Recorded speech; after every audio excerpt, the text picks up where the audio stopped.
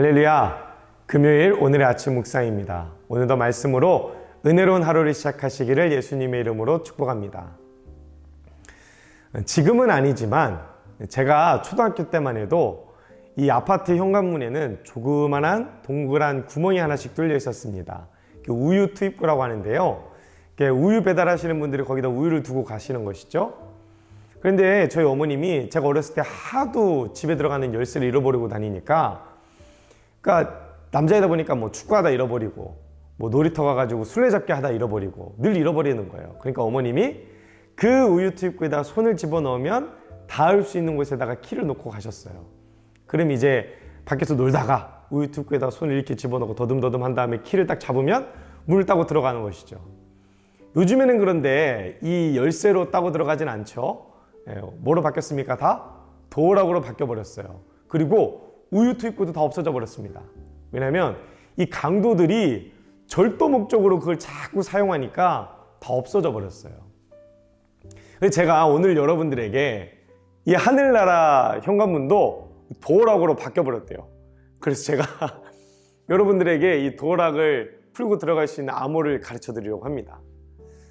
오늘 본문은 이 애고방이었던 바로가 두 가지 꿈을 꾸는 것에서 시작을 하죠.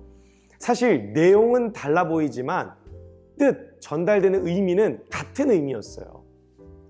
첫 번째는 이 튼튼하고 건실한 이 암소들이 이 강물에서부터 나와가지고 풀을 뜯고 있었는데, 이 7마리의 암소를 비실비실하고 정말 세상에 어디서도 찾아볼 수 없는 못생긴 암소들이 와가지고는 다 잡아먹어버리는 거예요.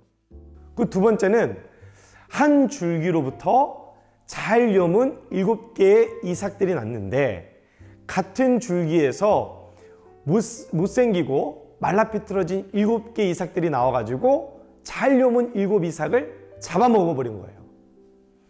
그래, 이 꿈을 꾸고 바로가 굉장히 괴로웠습니다. 그래서 이 꿈을 해석해 보려고 사람들을 불러요. 그런데 아무도 해석하는 이가 없다라는 거예요.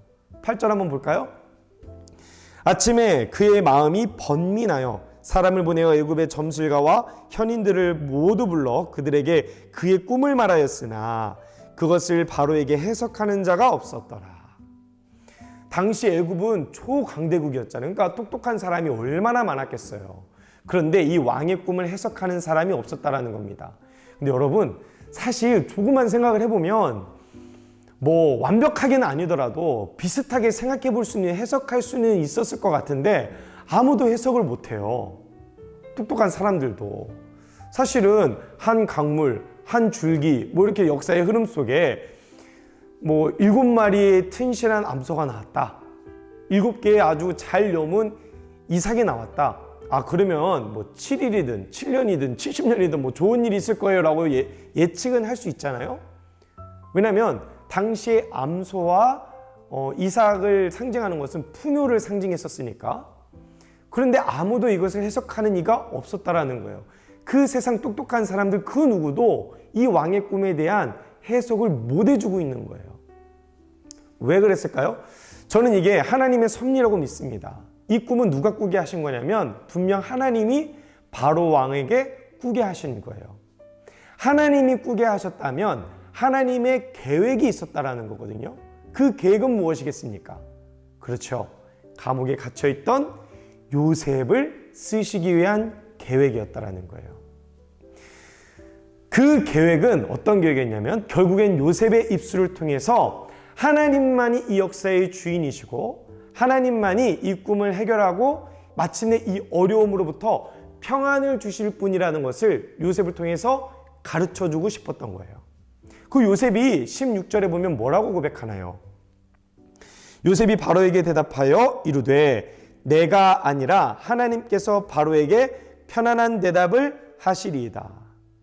그러니까 바로가 이 감옥에 있던 요셉을 보고 야, 너 정말 이 꿈 해석할 수 있어? 그러니까 요셉이 자신 있게 얘기한 거예요. 내가 아니라 하나님께서 왕에게 평안한 답을 주실 것입니다. 그러니까 왕의 마음에 흡족한 답을 하나님은 아신다라는 거예요. 그 꿈의 이유를 아신다라는 거예요. 그러니까 요셉을 통해서 하나님은 일하시고 하나님을 나타내고 계시다라는 거예요. 근데 저는 이런 생각을 해봤어요. 당시 이 애굽에게 임했던 7년의 풍년 이후에 흉년은 극심한 흉년이었습니다.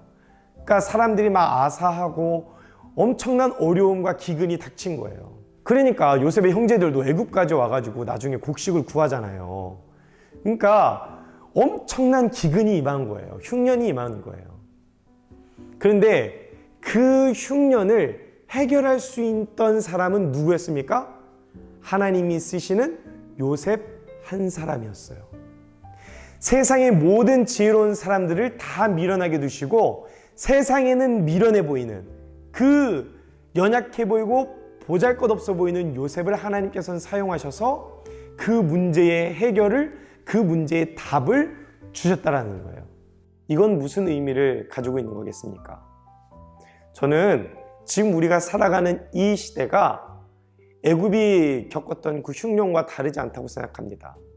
그동안 우리가 참 평안한 인생, 행복한 삶을 누리고 있었는데 지금 우리에게 닥친 현실은 어떻습니까? 전쟁에 대한 위협, 두려움, 경제적인 어려움, 그리고 질병에 대한 두려움이 계속해서 일어나고 있잖아요. 그리고 예수 그리스도를 믿는 자들에게는 이 문화적인 어려움까지 겹겹이 쌓이면서 신앙을 지키고 살아가는 것이 참 쉽지 않다는 것을 깨닫게 됩니다.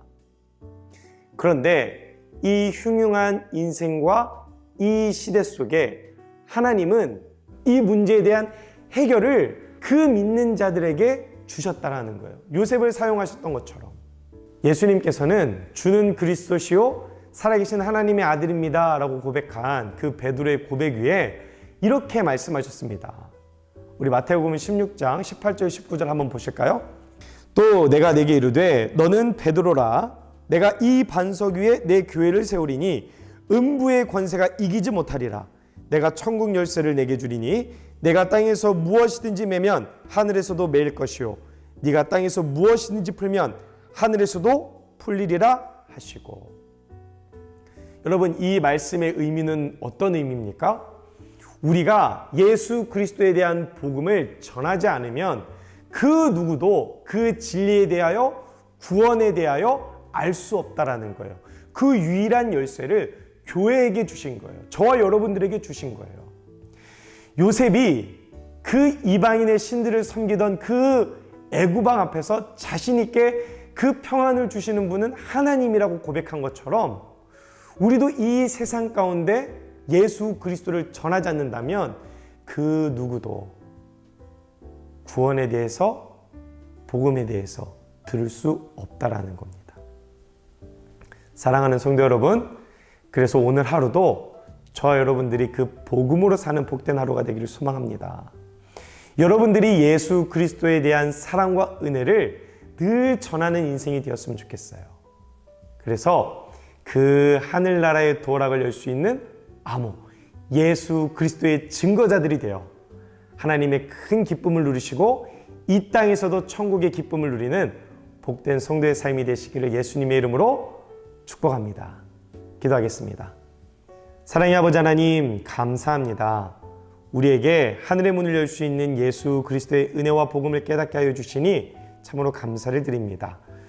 오늘 하루를 살아가는 우리 모든 성도의 삶 가운데 속에서 주님께서 함께 하셔서 요셉이 바로왕 앞에 쓰임받았던 것처럼 우리 성도의 삶도 이 세상 가운데 예수 그리스도를 증거하는 삶으로 쓰임받게 하여 주시옵소서. 그래서 주님께로부터 오는 평안이 이 세상의 참된 평안이요 기쁨임을 우리의 삶을 통해서 증거할 수 있도록 주님께서 함께하여 주시옵소서. 우리 모든 성도의 삶을 지켜주시고 함께 하시는 예수 그리스도 이름으로 기도드렸습니다. 아멘. 바람이 스치듯 삶은 지나가도 꺼지지 않은 소망이 있네.